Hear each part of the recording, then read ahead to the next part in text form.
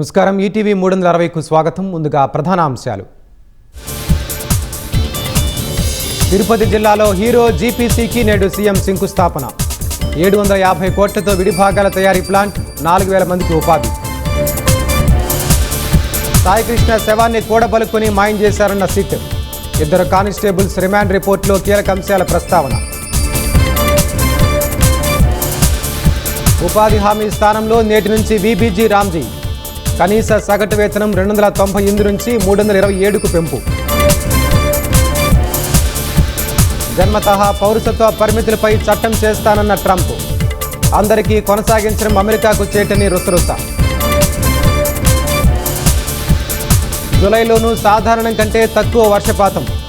దీర్ఘకాలిక సగటులో 94% కురవచ్చన్న ఐఎండీ.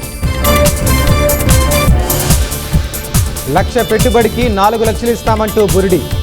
కాకినాడలో ఆల్మేటి జెనిసిస్ బాధితుల గగ్గోలు.